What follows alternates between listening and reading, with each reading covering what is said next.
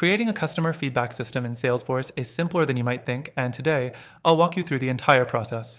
By the end of this video, you'll have a solid understanding of how to leverage Salesforce to gather, analyze, and act on customer feedback, so stick around.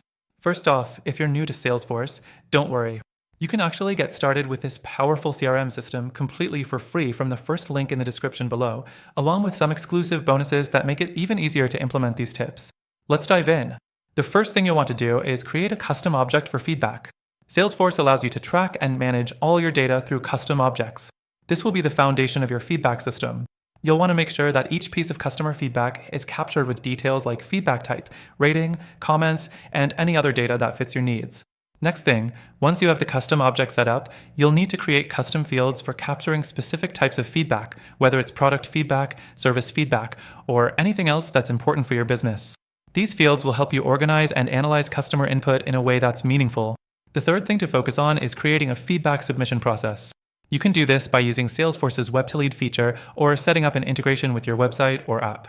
When customers submit feedback, this will automatically populate your Salesforce system. Automation like this saves you tons of time and ensures no feedback slips through the cracks. Next, let's talk about automation. Once your customer feedback is flowing into Salesforce, the next step is to automate responses and workflows based on that feedback. For example, if a customer leaves negative feedback, you can trigger an automatic workflow that sends an alert to your customer service team to follow up immediately. This helps you act on customer feedback faster and improve satisfaction. Then, you'll want to use reports and dashboards to analyze all the feedback you've gathered.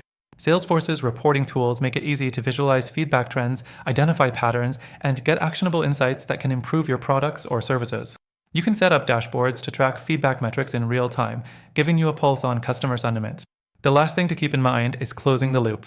When you act on feedback, make sure to inform your customers. This could be through follow-up emails, updates on product improvements, or anything that shows you're listening and taking their feedback seriously. To recap, you start with creating a custom object, add custom fields, set up your feedback submission process, automate responses based on feedback, analyze data with reports and dashboards, and finally, close the loop by following up with customers. It's a simple yet powerful way to stay on top of customer satisfaction and continually improve. Now, don't forget, if you want to get started with Salesforce and create your own customer feedback system, you can do that for free by clicking the first link in the description below. And as mentioned, there's an exclusive and extended free trial waiting for you, so you can jump right in and try it out for yourself. Thanks for watching.